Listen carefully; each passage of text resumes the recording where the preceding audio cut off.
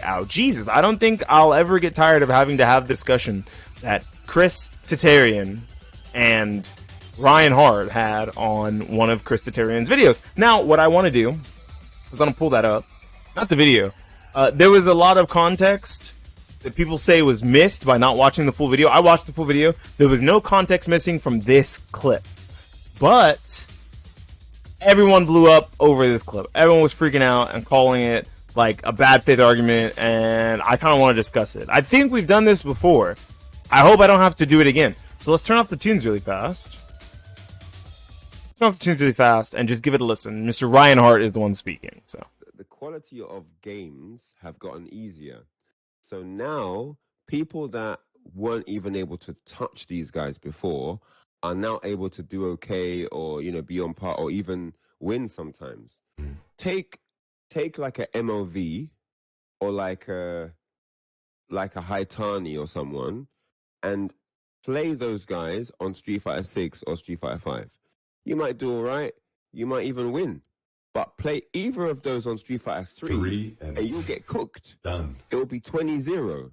Like, people don't understand the difference in the actual levels of the guy. It's not that the guy is good, but you've improved and now you're on the level. No. The game has given you access to him because the game is easier now. And you can tell it's easier now by how many good players there are. Like, everyone's good now. Yes. That says everything. Why isn't there a limited playing field to who gets good? Why does everyone get to get good? Because the game's easy. Third Strike, you weren't seeing hordes of people get good because the game was mad hard.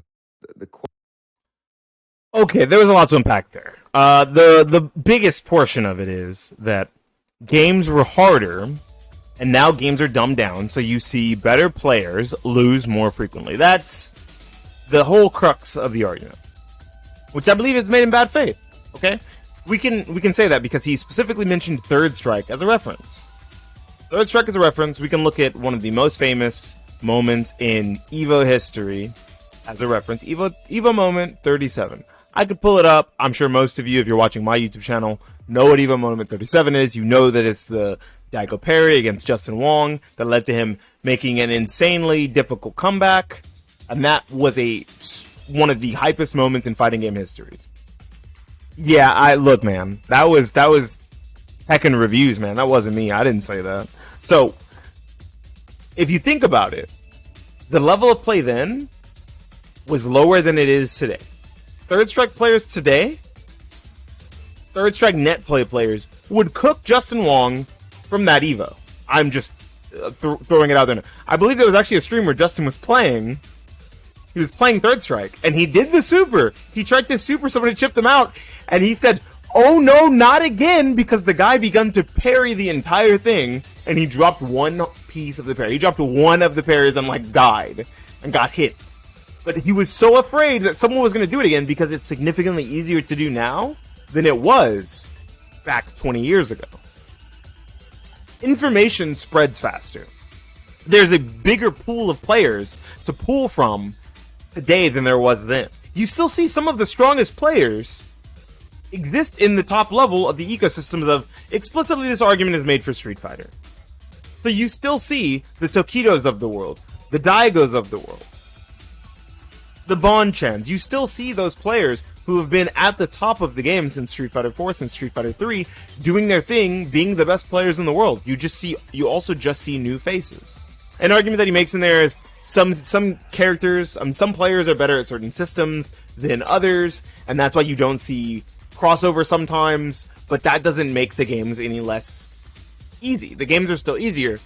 Because if you were good, the reason why it was confusing to me is he said, if you were good at the games, then you would be able to transfer your skills easily from one game to another, like Xiaohai does in something like KOF to Street Fighter, right? And that was the reference that he made. But then he also, at the same time, Ryan Hart said that you see someone be really good at one modern game, but then not really good at another. Which means that there is a distinction, at least in modern games, enough that even if they're all easier, you can still be good at one and not good at the other. That means you are a good player at X game. That doesn't mean you're bad. That's the biggest bullet hole in this entire argument.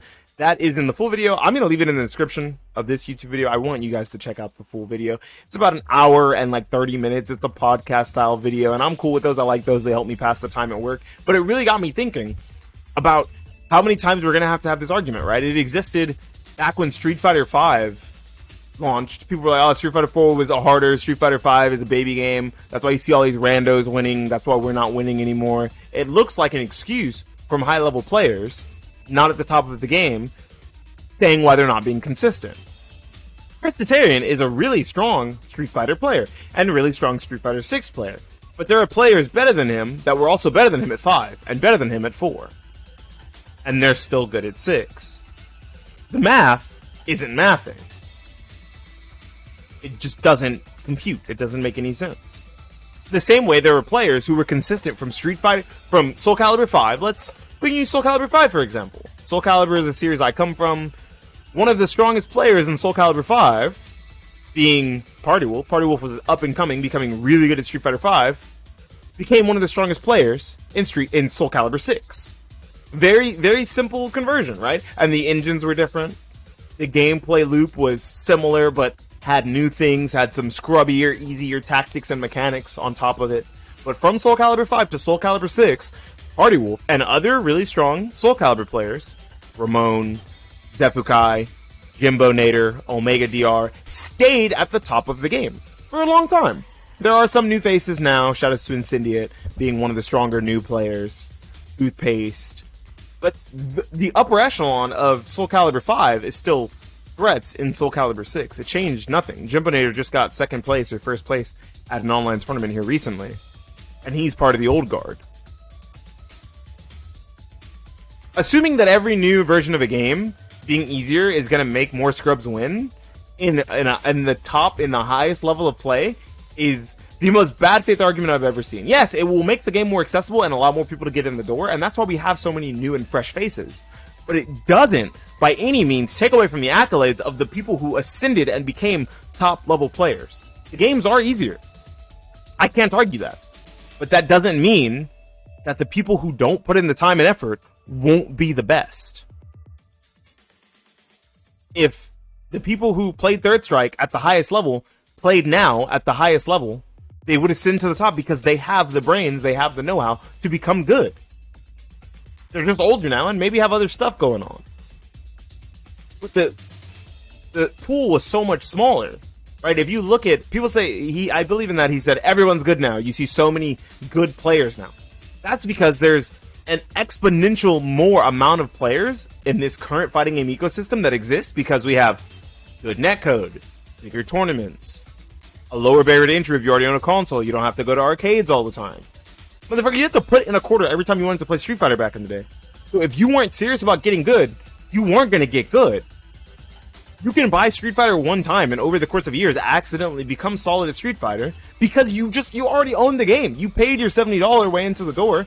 Now it's just about continuing to play it, and you'll see that growth over time. It doesn't make sense to assume that because games are easier that the top level play of the games gets worse.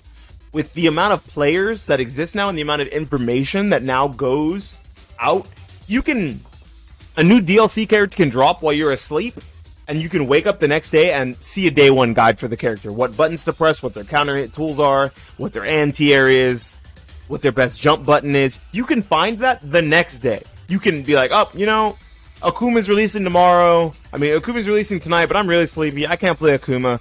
I'll check out the guides in the morning and take your ass to sleep because you have a 9 to 5. Wake up in the morning and absorb that information while you're at work the next day. That did not exist. Back in the day, if you found something sick, if you found something super hard to out, as an American player, I can only attest to us, you did what we like to call the save it for nationals. Where you don't fucking tell anybody about it, you don't talk about it, you don't do it to anybody unless it's the last game situation or scenario. You save that shit and save it when the big money or the big accolades are on the line and you do it then. And then maybe you tell people about it and how to beat it. But there was no training mode. You could even see the difference between Japanese and American play back in the day. There was an old video of Justin Wong playing against, I believe it was Tokido. It was Justin playing against Tokido or one of the really strong Japanese players, and the Japanese player was using Urien. Justin was like, man, I know how to play third strike. I'm going to pick Chun. I'm going to do my back heavy punch. I'm going to build meter. I ain't got to worry about Urian. Urian sucks. And he's just doing this. And the Urian's on the other side of the screen building meter. And guess what? Justin didn't know how to beat a fucking Aegis Reflector. And that's what came out. They both built meter. And he thought, dude, I'm Chun. I have the best super in the game. As soon as I get meter, this bozo's done. He's cooked. Even back then, there was a giant disparity in skill of the best players in the world. The same way it happens now. Don't discount people's accolades because the games are easier. The games are easier, yes, but that doesn't mean the highest level of play becomes easier to attain. You're still fighting versus the other best players in the world trying to make it to that top spot at an Evo. There was a thing here, I think. I think it was like the first comment. Here it is. I think games have a more global player base and the tech is being shared at a much faster rate than before. An easier game isn't letting everyone get to top 8 at Evo. I don't know why certain people can't, except players are actually getting better at them. Or actually getting better than them. Yeah. Like, you can make the John that, he's just getting better because the games are easier. Or you can accept the game the way it's made, and as a high-level player, as a top player, you can just adjust to the game because you are that good. Right? Someone like Chris Tatarian, someone like Ryan Hart, I would never take their accolades away from them. But to make this argument, and then say the games are easier and everyone's winning, but then they're not winning a single fucking thing, doesn't make any sense to me. I played Soul Calibur 5 and I didn't do great in tournaments. I didn't make consistent top 8s across the board for every event that I ever went to. I played Soul Calibur 6 and only went to 2 majors, but went to a whole lot of Texas regionals and Texas monthlies and locals. I became more consistent in Soul Calibur 6. So, we could say the game is easier, or we could say that I finally put in the time and effort to become better at a game. And that's why. Because those higher level players were still at the top of the game. The names I mentioned before. Those players weren't losing any more to randoms, to scrubs, because the game was easier than they would have in Soul Calibur 5. There's more good arguments here, right? I think there's I like that there's discussions on this, and I actually thoroughly enjoyed the fullness of the video, but from this one clip, this was like the worst clip to use by I don't know why he did it. This was the worst clip from the video to use as a discussion piece, and then make people want to go watch the video. People don't want to watch this video because they saw this and think this whole video is about Street Fighter Old Ed elitism when the video isn't. So I'm going to link it down below, like I said. You guys should check out the video. I don't think that it's a bad one. I just think that there are some bad faith arguments made in this video by people who have been playing for a long time and are jaded to the newer games compared to the old ones. I think the old games, if I'm honest, have more depth in different ways and were harder to learn because of the amount of resources that existed at the time. But I don't inherently think that old games were harder. They were just less refined. There was a lot of things you had to find yourself as a player. There was a lot of tech and a lot of glitches and bugs that defined high-level play that no longer exist anymore because devs have refined those things out of the game. But I don't think the games were inherently harder to learn. If someone puts their mind to learning something and they're a top player at one thing, they can become a top player at another. We need to start talking about the fact that we all have the same info online, and because the majority of the students that were going to pass the class, this isn't 1990 anymore, where all the info was held in secrecy, the games weren't easier, we're all smarter and have access to, all have access to the same info the old pros had amongst themselves, is now readily available at fingertips. Yeah. I do think the games were tougher to learn back then. But do I think that it's tougher to learn Third Strike now than it is to learn Street Fighter 6? No, it's just a different engine. It's a different style of buffering. It's a different style of input leniency for the special moves.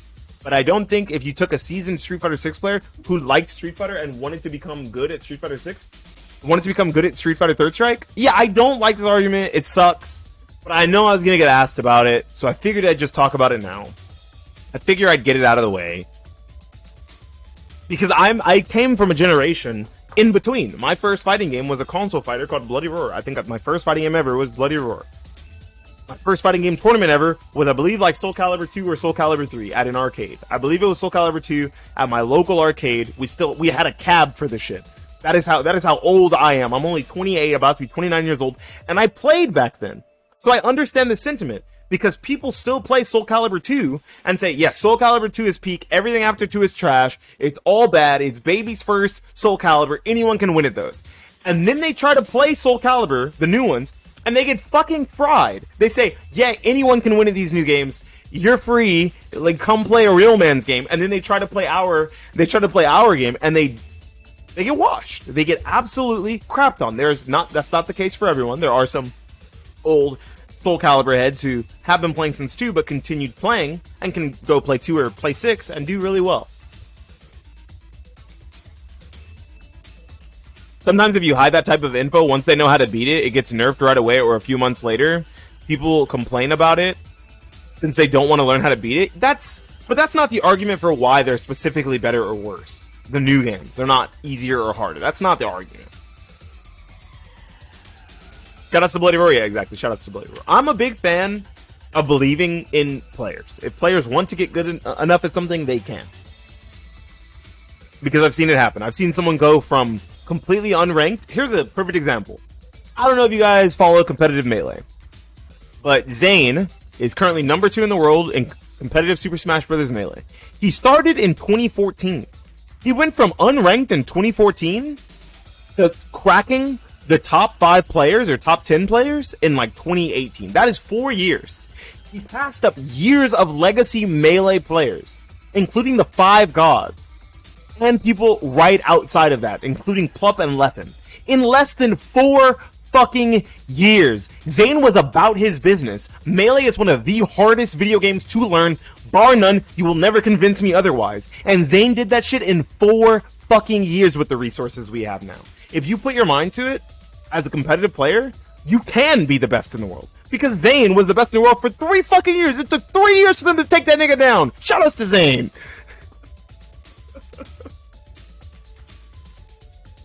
The old head versus new head mentality between games, between eras of playing the game, always boils down to information was harder to get back in the day than it is today. And if you took the information and the players of today versus the information and the players of the past would get their asses fried.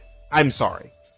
If you took average Joe Schmo, Third Strike player, and put them against the pantheon of Third Strike players back in the day, the pantheon of Third Strike players are going to get fried. If you took Ken in Smash in his prime versus the Joe Schmo from today playing Melee, playing Slippy, they're going to fucking fry Ken. It's just how learning games works. It's just how having more information in the technology era works. I don't think these arguments are healthy, and I think that there was better discussion pieces in this video, so like I said, I think you guys should go watch the whole thing. But if you don't want to, leave a comment down below. Tell me how you feel about new head versus old head. Are new games easier and that's why everyone's winning? Are you playing new games and still struggling just as hard as you did in Street Fighter 4, Street Fighter 5?